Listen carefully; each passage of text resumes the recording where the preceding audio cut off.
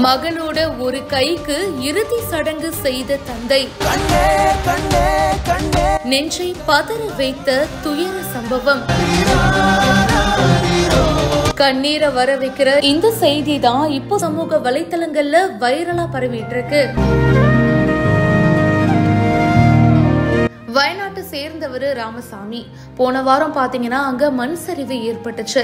இதுல அவங்களுடைய பொண்ணு ஜிசா அப்படின்றவங்க மாயமானாங்க.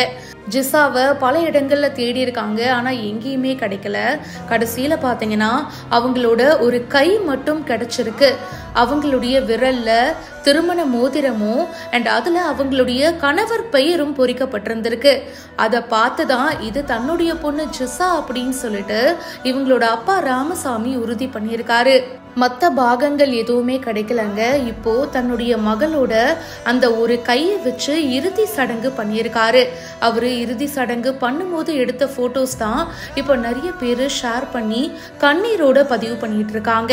அவங்க பொண்ணோட கை ஒரு வெள்ளை துணியால சுத்தப்பட்டு தகன மேடையில வைக்கப்பட்டிருக்கு. அதை பார்க்கிற ராமசாமி தன்னுடைய முகத்தை மூடி கதறி அழுறாருங்க.